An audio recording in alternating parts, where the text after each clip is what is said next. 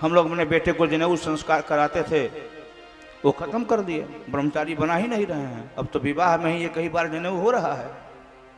वो भी जनेऊ मैं नाम लूंगा तो मेरी जीवा भी अपवित्र हो जाएगी।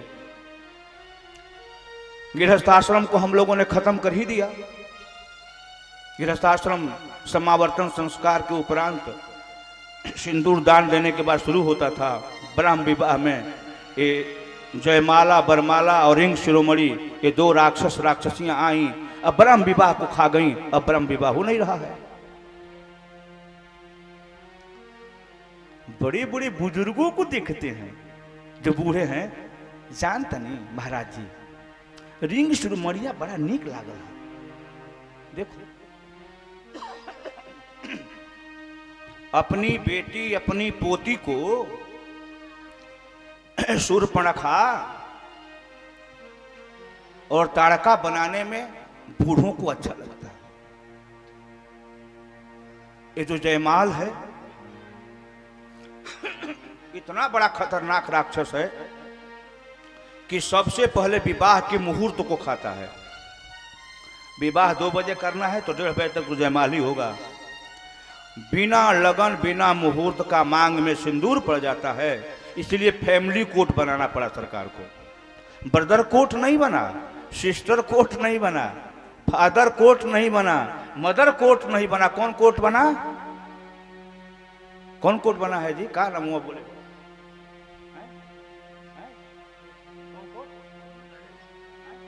कोर्ट मैरिज नहीं, फैमिली कोर्ट।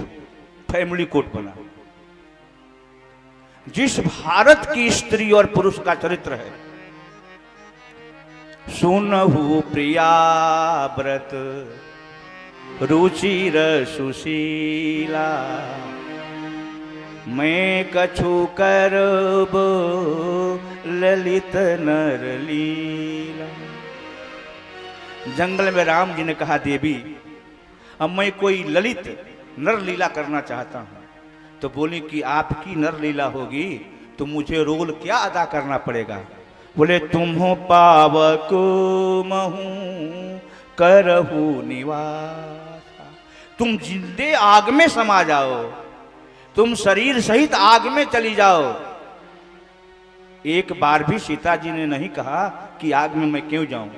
बोली कब तक आग में जाऊंगी? बोली जब लगी करूं निशाचर नासा।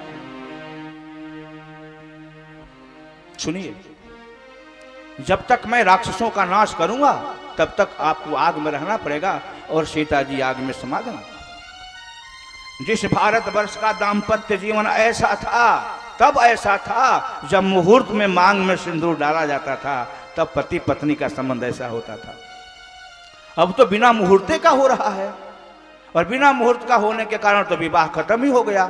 तो एक गार्हस्थ जीवन प्रारंभ होता था जिस सिंदूर दान से, वही हम लोगों ने खा करके चबा करके खत्म कर दिया।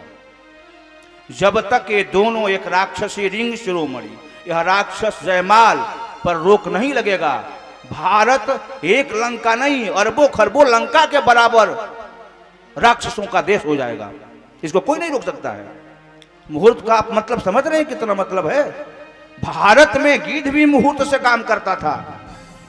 आपको पता है, भारत में जब कौवा बोलता है काक भुसुंडी तो राम की कथा होती है, जब सुग्गा बोलता है सुखदेव तो भागवत की कथा होती है, जब सांप बोलता है तो शेष संहिता की तैयारी हो जाती है,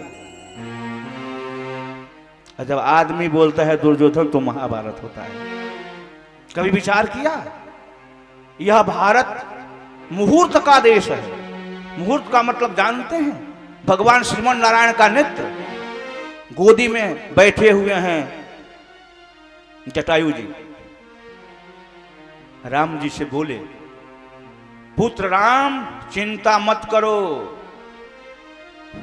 जिस समय रावण सीता का हरण किया था उस समय बिंद नामक मुहूर्त था, और उस मुहूर्त की विशेषता है कि उस मुहूर्त में अगर कोई किसी की वस्तु और व्यक्ति को अपने यहां ले जाए तो वो मुहूर्त ले जाने वाले का कुल सहित नाश कर देता है, और जिसकी वस्तु और व्यक्ति है उसको मिला देता है।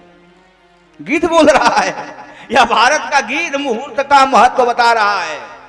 और भारत के जो मनुष्य हैं वो उसी मुहूर्त को अपने बेटे बेटी के जयमाल में खा जा रहे हैं, अभिना मुहूर्त का विवाह करवा रहे हैं। इसलिए मैं किसी के विवाह शादी में जाना बंद कर दिया 20 साल से।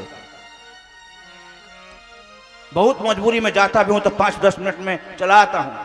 लोग कहते हैं कि महाराज जी तनी आशीर्वाद दे देते हैं, मुझे आशीर्वाद दे कहते चलो घरे दे देता नहीं।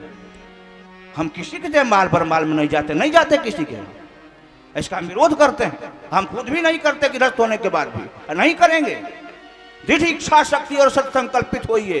धर्म की रक्षा के लिए त्याग किया जाता है, बलिदान किया जाता है। जो बलिदान करना नहीं जानता है वो धर्मात्मा हो ही नहीं सकता।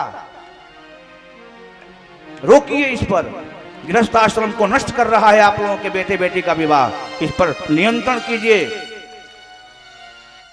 तो एक गृहस्थ आश्रम है, वानप्रस्थाश्रम खत्म हो गया, अब संन्यास आश्रम 99.9 पॉइंट बिगड़ गया है भारत का संन्यास आश्रम। क्योंकि संन्यास आश्रम लेकर लोग गृहस्थ आश्रम, जो रंका का गृहस्थ आश्रम है रावण का, उससे भी ज्यादा भोग विलास में लगे हुए हैं। थोड़ी लोग बचे हुए हैं जो उंगली पर भी नहीं गिने जा सकते हैं, वही किसी तरह संन्यास धर्म की रक्षा किए हुए हैं, जिनको कोई जानता नहीं है। फिर भी मित्रों, अभी